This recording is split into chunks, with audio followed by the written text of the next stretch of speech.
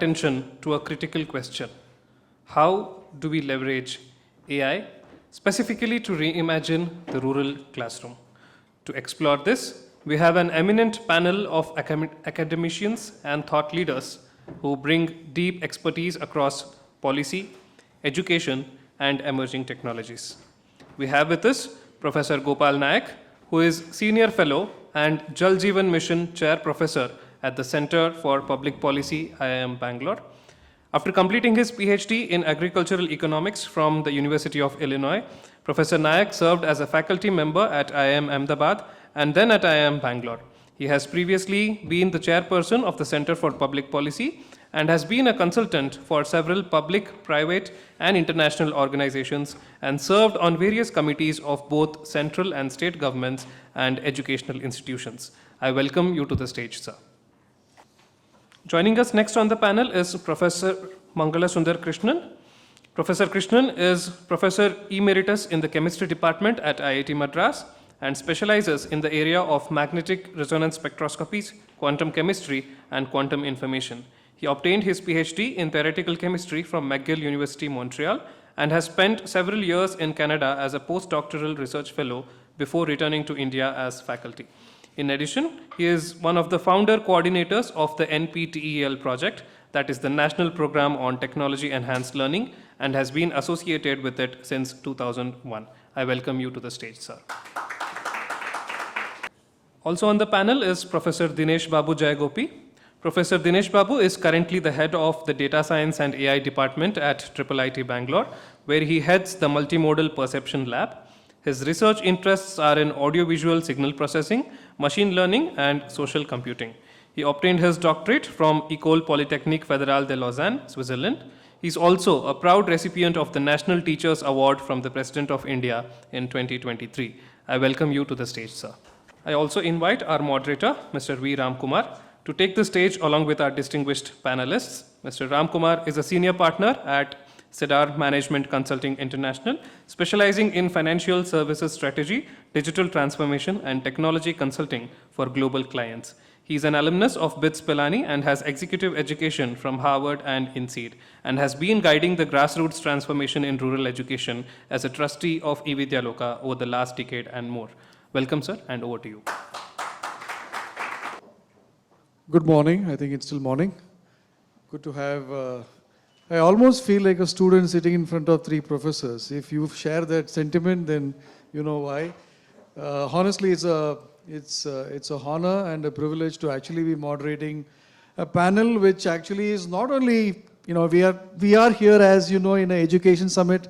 So we are talking to people who have been, their entire careers have been in the education space, but more importantly, people with very, very focused orientation to the topic of our discussion today, which is from public policy to AI, and obviously a lot to do with digital education, right?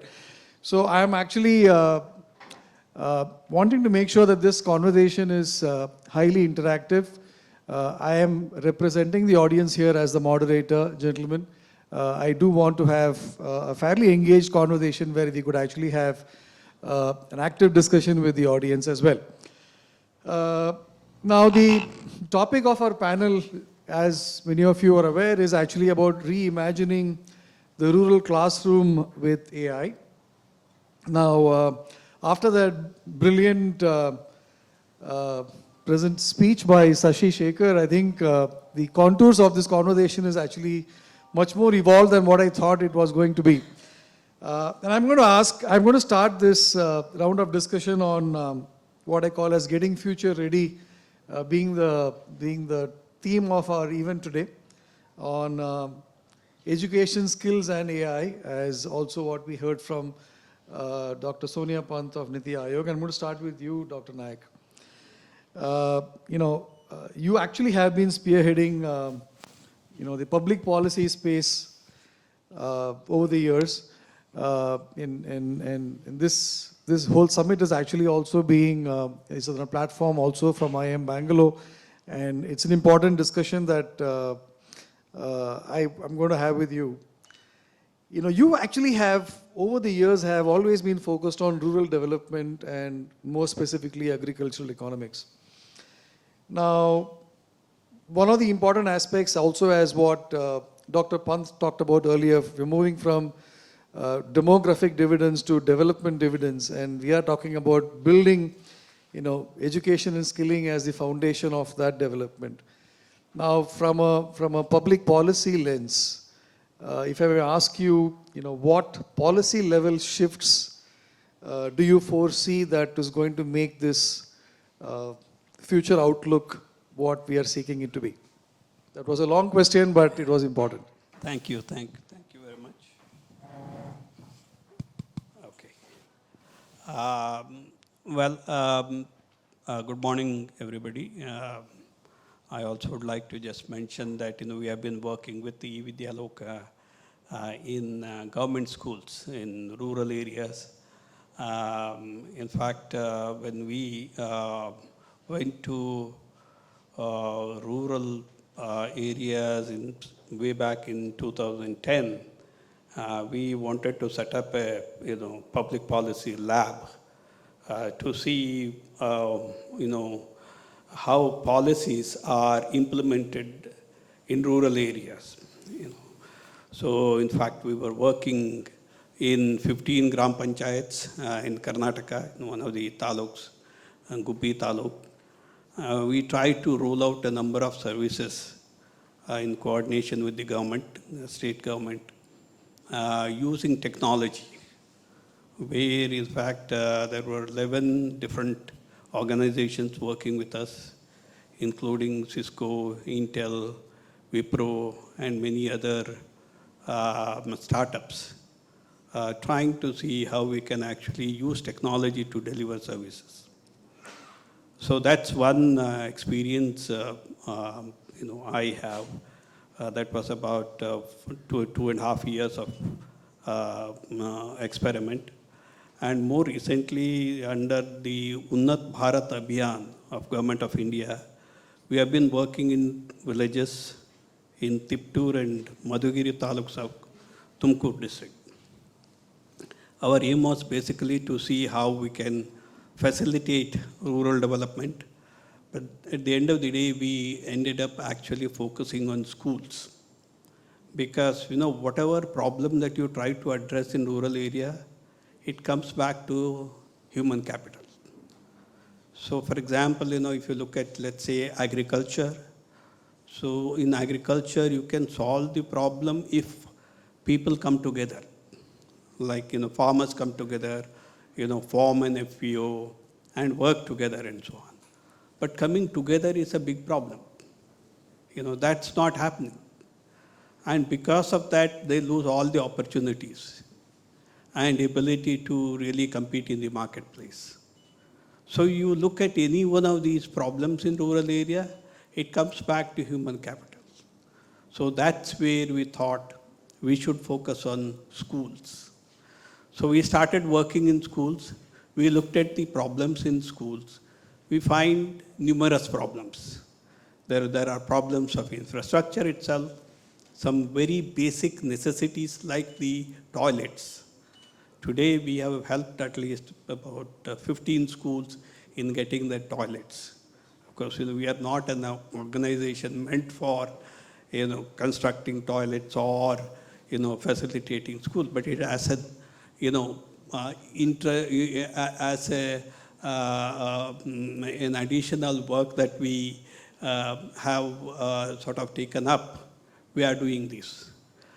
And of course, we ourselves don't construct the toilets.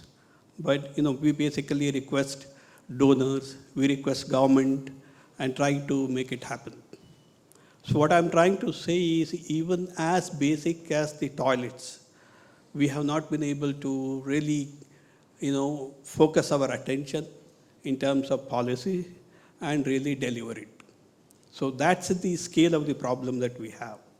So that's where I think when we look at the education space, I think as previous speakers have talked about, human resource, human capital is the basic foundation for economic development of any country. And most of the developed countries, if you look at it, their schools are very well focused and a lot of attention is paid by the government as well as parents in order to ensure that school education goes well. But in our country, somehow it is not happening. Okay, so because, the way, it has been run, it's, we are also working in Anekal Taluk, which is very close by, close to Bangalore. Even there, the same problem. Government schools are really in bad shape. Okay? So therefore, I think the question is, in terms of when do we get this attention? Not that government was not aware of it. There were several schemes have been rolled out. Most recent is, of course, an NEP policy, which has been, a lot of thinking has gone into it. And if it is implemented properly, it's going to really help a lot. But the problem is, where is the mechanism to implement those? I think that is the problem. The other issue is basically the budgeting issues. Today, we have seen in many cases they are people are dependent on CSR. Why should it, as basic as education, we should be depending on CSR? It should be the tax money that is collected should be spent on this. So if it is 6%, you spend 6%. If it is 7%, you should do that. Because it's a very basic thing for every, economic activity. So that is the kind of focus, the policy focus has to happen. So that's, the considering that the, education is foundation to economic development, that has to come in so that there is some kind of a mission mode approach happens, with the government policy implementation. And therefore, we will be able to achieve, better education standards than, compared to other countries. I had an opportunity to take about 150 IAS, mid-career IAS officers to KDI, Korean Development Institute, way back in 2008-9 or so. So the thing that they were saying is top 0.8% of the graduates go for teaching because they are respected, they are given prominence. Okay? In our case, we look at the people who go for education sector. Mostly, sort of, they couldn't get job anywhere else, then they will go to education sector. So because we are not paying attention, we are not really giving importance. I think those are the things that has to happen, right? So if you look at the schools, it's not just the infrastructure. That again, curriculum and the facilities, whether the teachers are there, they are trained, absenteeism, midday meals. We started a nutrition garden in 15 schools. Even today we are running it. I get every day these WhatsApp messages.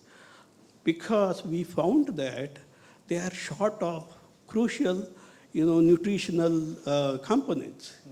They're good at carbohydrates or to some extent protein. But the rest of it, minerals and vitamins, and so they are really short of. We calculated the amount of the deficiency in there. So if we feed children with nutrition deficient food, then what will happen to the children? I think those are the things that we need to think about. Okay? Interesting. I'm just going back to some of the points I noted, Professor. I mean, what stands out to me is you're saying, look, it has to be, it's about execution, and you have to be doing it on a mission mode, and the foundation of the human capital of tomorrow is going to be in the education quality of what we do today. That's a function of both quality of teachers, and going back to the Korean example you talked about, and the other part is obviously the priority that is attached, that we attach to this whole area. Ravi and I were just smiling when you said, why is the tax money not being applied and why should it be CSR? That was a very interesting point. But I actually, I'm going to take a very interesting comment that he made. He said ultimately it's about human capital and people have to come together. There has to be a chemistry amongst people that has to make things work. So I'm going to take this discussion to the chemistry professor we have in the room here. Professor Mangala Sundar Krishnan, he is Professor Emeritus, Department of Chemistry at IIT Madras. Professor, before I ask you a question, I have to actually make a statement here. Professor Mangala Krishnan has actually been instrumental in, he is the founder coordinator for NPTEL. For those of you who may not know NPTEL, it's actually the National Program for Tech-Enabled, Tech-Enhanced Learning. And, actually Sashi Shekhar talked about the UGC being beamed through television. You'd be, I don't know if you're aware, Sashi, but you would be very pleased to know that when COVID hit, we actually said we can't have children come to the classroom, and we have to still not stop doing what we have to do. So we came with this brainwave called as TTT, which is Teach Through Television.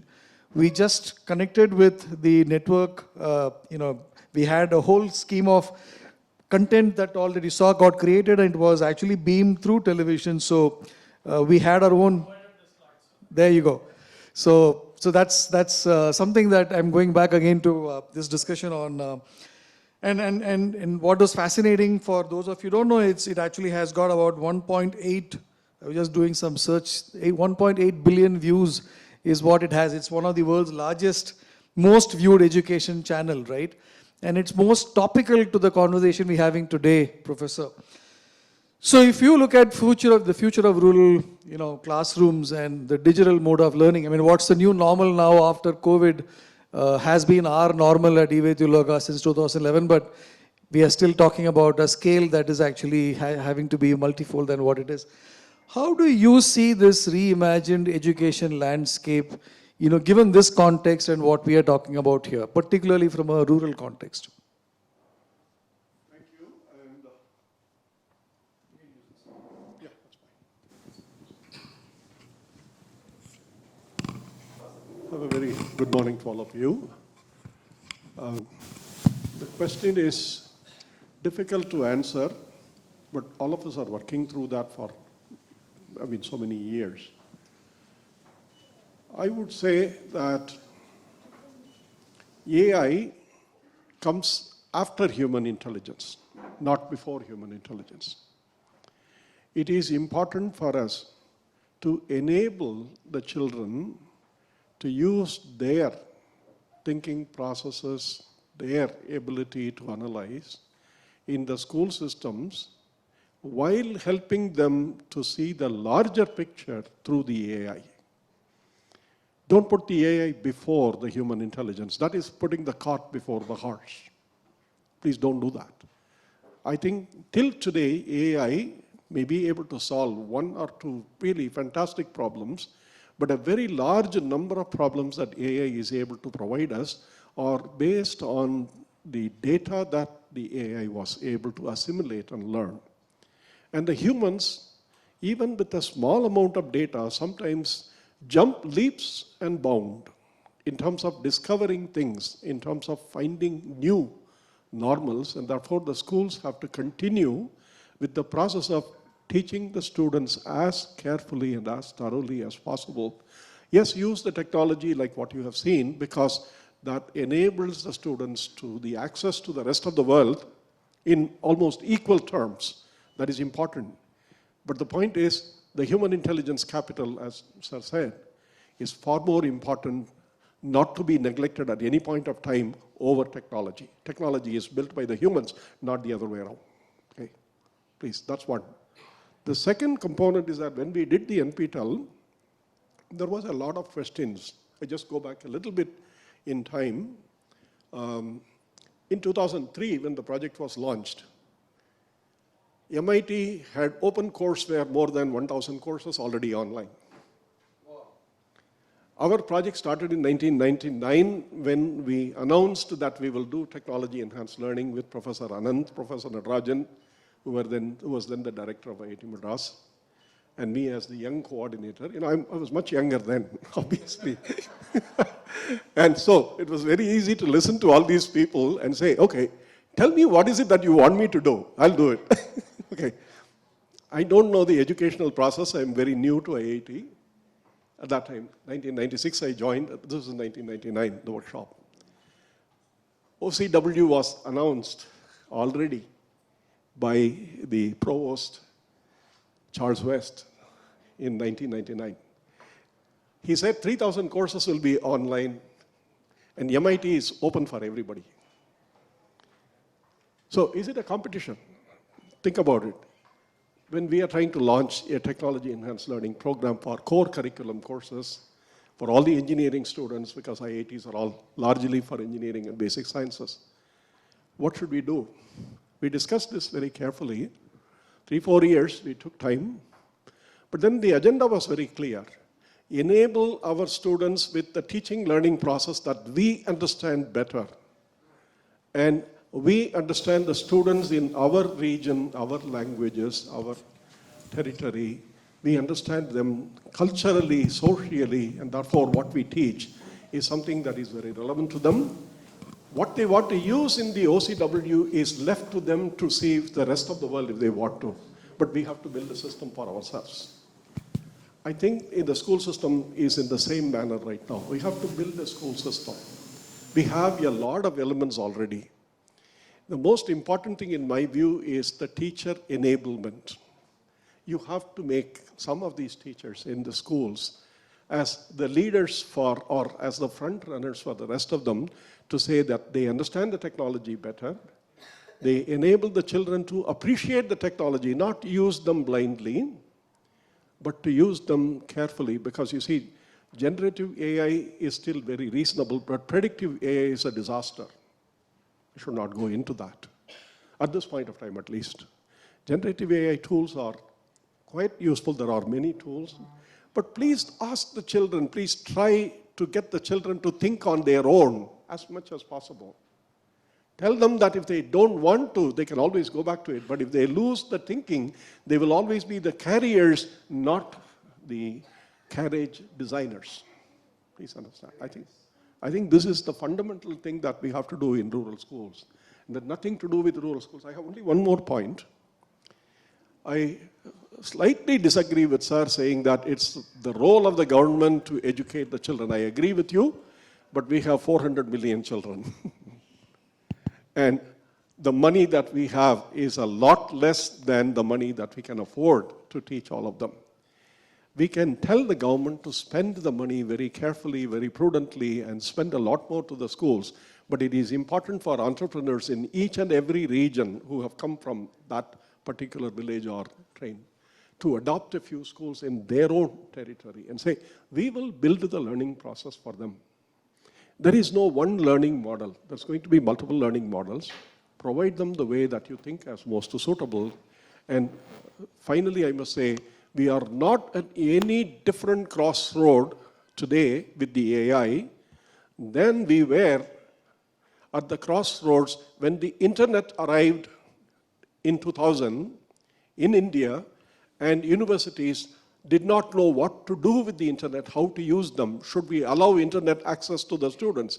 Should we use them? Should we not use them? The question is irrelevant today. 25 years, the question of using AI will also be irrelevant. Everybody will use it the way he or she wants to, but our job is to enable them to intelligently use. So please, address the human intelligence factor as much as you can in the rural sector. Thank you. Brilliant, brilliant, Professor. So very, very interesting takeaways there. In fact, I'm just going back to my notes from what Dr. Sonia Pant actually talked about earlier today, when she said, it's the education has to have 3 components there. I mean, the rural education, you have to start early. It has to be sustained, and there has to be a stage-wise intervention, right? So perhaps that comment that you're talking about having a public-private partnership engagement with local entrepreneurs goes back to the different stages at which interventions happen and participate. It's very rare to have eminent professors in the same panel without having a slight disagreement, Dr. Nayak. But if I was to go back to another point that you made, Professor, which I am just noting down here, the whole gamut of, going back to how AI is supportive, and it's not necessarily, you don't make it as a clutch that then you can't get away with, is critical, and make it, and in fact, in the way we are conceiving it, and we've had some, let's say, initial success in driving some of this, is where we see AI to actually be more of a facilitator in clarifying and accentuating rather than actually being the primary provider. But there is one message that you gave that I took very seriously, Professor, that you said we should talk about human capital first and then we should talk about AI. So I reserved the last question of the day to the AI professor. So I started with the human first and then to the AI prof. So I've been very sincere student of yours. We actually have Professor Dinesh Babu Jayagopi. He is the head of data science and AI at IIIT Bangalore. Welcome again, Professor. You've also been pioneering the multimodal perception lab, right? Now, we've been talking about how things have become irrelevant today, like what Professor Mangala Krishnan just talked about. Some things are expected, some things are not expected, and things evolve. But you actually have a ringside view on what the next gen classroom is likely to be with AI's intervention, right? So now, if I was to not just ask you about how that look, that we all have a view, but more importantly, what are those imperatives that we need to be focusing on, that we should do right, that we should actually make sure that we aren't missing, so that we actually get to effectively ride this wave as a country and as a community. So your thoughts on that? Thank you. Thank you and kudos to all the people who are working in this exciting space of educating kids and particularly in the rural settings. So kudos to all of you and thanks for the invitation. And I think as others mentioned as well, I also agree that policy intervention is the most important because just like a human needs to be healthy, you need to eat well, you need to sleep well, you need to do activities, right? So healthy schools definitely need to hire the best teachers, right? We need to think of how to hire the best teachers, how to keep them motivated, measure their progress, provide them support, right? These are the most important things, and I think I also read a documentation from Azim Premji Foundation who have put together the issues in terms of teacher selection, teacher environment, para-teachers, right? So those are the most important, and let's think about what is IIIT Bangalore or IIT Madras without the faculty. It's a bunch of buildings, right? So ultimately it's the teachers, the quality of teachers that matter. So human factors matter the most. And as Sir mentioned, students and their point of view, their learning is the most important. And tech and AI can play a limited role, right? So it can be a supplement, right? Teachers are the food and AI is a supplement.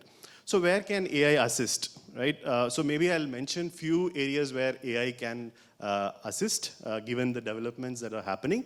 And maybe I also thought maybe in the second round, maybe if you give me a chance to talk, we could also just talk about the Vidya Ganga interface and possibly what could be some ideas that could be tried out and stuff. Okay, that would be my way of thinking. Okay, so in terms of where there could be, let's say, ideas where AI can contribute and stuff, right? So I think NPTEL is a great resource for college students, right? So can there be an equivalent of that for schools, for CBSE or state board or ICSE? Why can't we have content very specifically developed by, different people can put their content, whatever is good, that'll get more likes and subscriptions and so on, right? We could also do data dhan, huh? Yeah. You have Sashi listening there.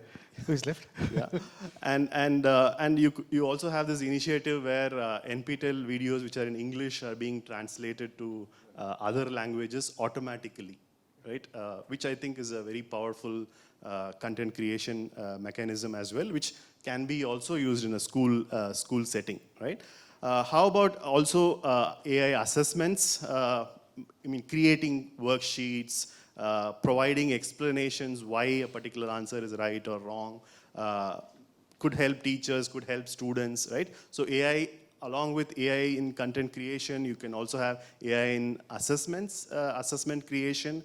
And then I also saw there's this question answering type of system, which is a very popular system now thanks to ChatGPT and so on. You can also give images as input. Maybe you have a drawing that you want the AI to make sense of, and then based on that, you want to ask some questions. These systems have come a long way. With the recent GPTs and other solutions, they are very, very good. I mean, the amount of reasoning that they are able to do is extraordinary. We should probably exploit it, right? And how about also virtual reality, right?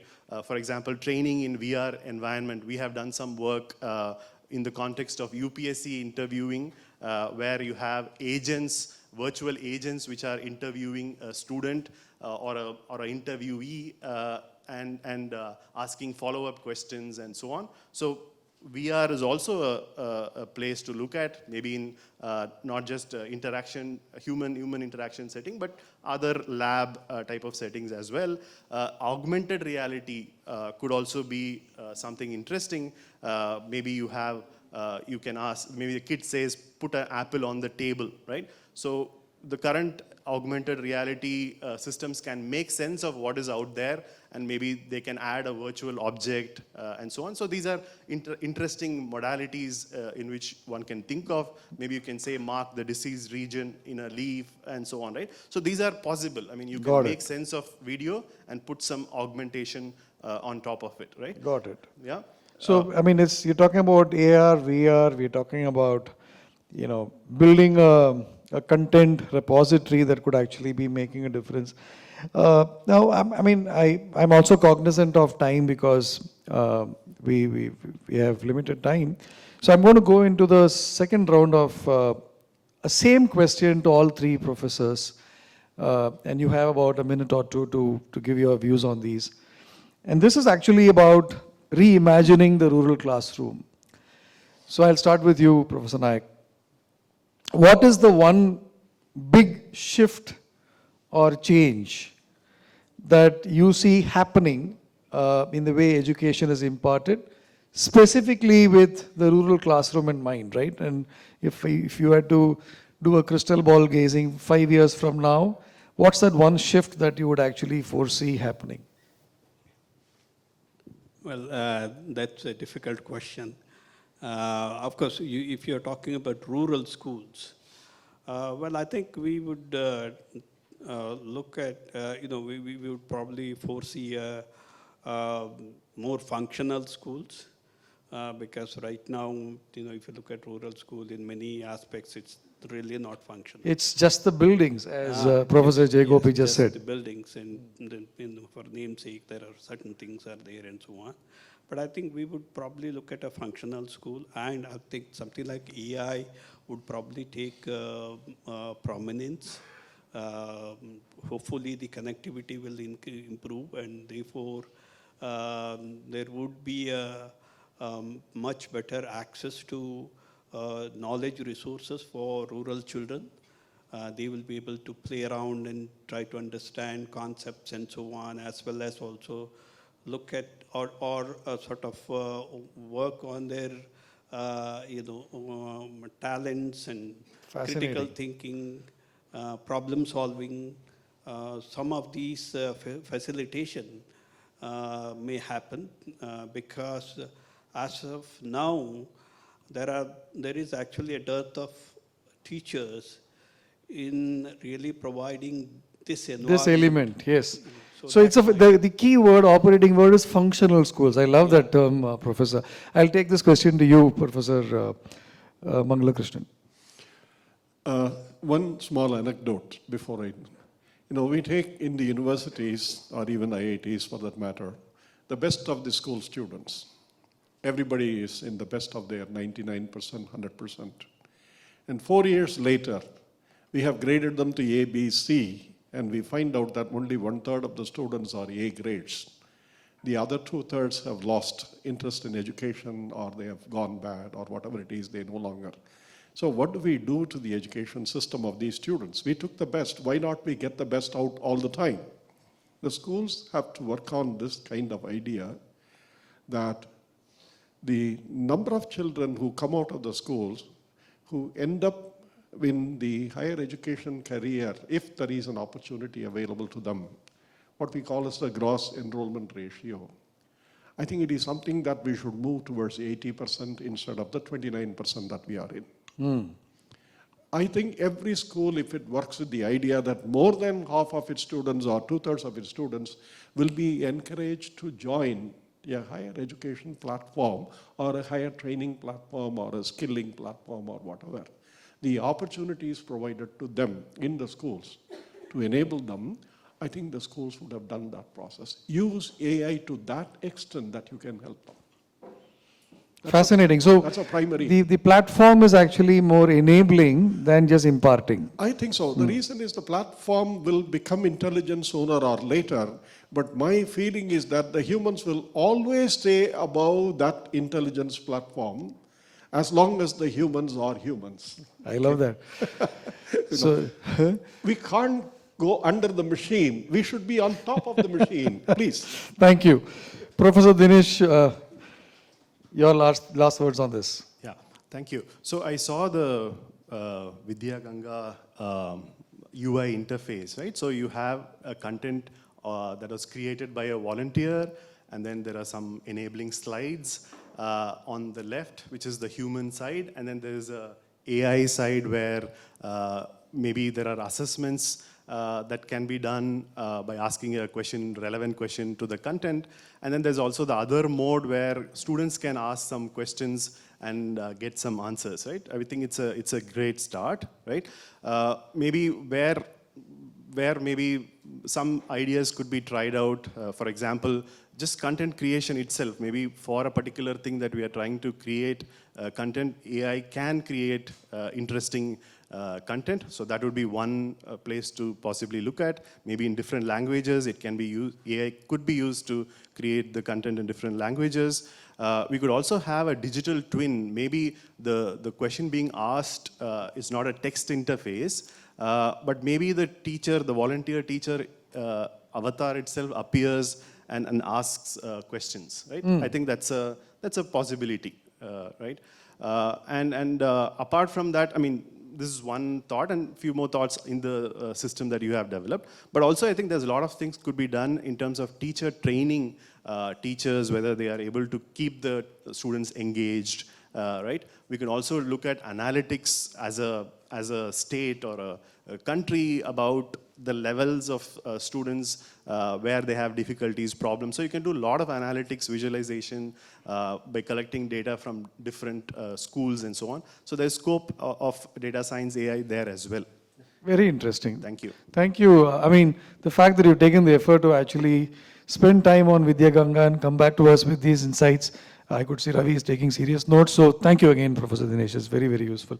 I really have to close, and Brinda has been giving me some nasty looks. I have to close this call, this panel discussion, but I did promise you, beginning of this discussion, that I will have audience ask a few questions. So I'm going to take 2 questions, up to 2 questions. I see a hand go up there, so can someone pass a mic? And that lady has reserved the second question as well. So yeah, pass the mic to the gentleman.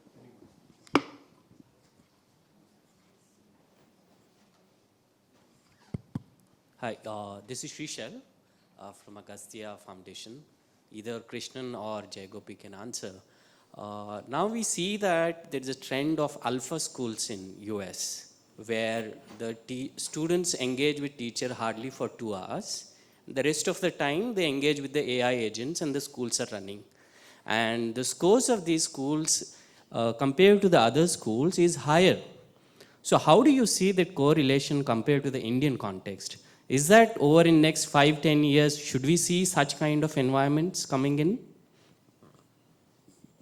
Yeah, I mean, I think I'm a scientist first, and maybe we should analyze the data, how this happens. I mean, is it that the teachers are good? Or, I mean, how does AI fare? I think it will need a deeper look. That's what I would say. I mean, for all that we know, there are combinations where maybe AI could do better. There are in other settings where humans could better. A good teacher could do much better. For example, philosophy. I mean, skills is one thing, right? But to teach philosophy and other things, maybe a good teacher would definitely score better. So I think there are a lot of permutations and combinations. One need to look at it deeply. Yeah. That's a data scientist really speak there. Permutations and combinations. Please, Professor. Yeah, just a quick response to your question. The teaching learning model in the Indian school is a delivery model. The teaching learning system school model in the US and other countries is half interaction, half delivery. Until we change to the students' interaction models and ask them to think in the class, not outside the class, and you provide them forum within the class itself, this analysis of the use of data AI in enabling the students to do better and those who don't have the AI to do not so better. That analysis, we do not have a model for India. That's one. The second is, we spend too much time on assessment. I think the failure of the Indian system is the examination. I tell you, the reason is, I teach 50 hours I teach. And when I grade the examination, that is a nightmarish night I have. This is what my students have understood after 50 hours of my teaching. And once my daughter herself, she never said that, but I keep telling her, she's looked at my video and said, "Appa, is this how you teach your students?" I said, "Yes." So no wonder your students are having difficulty.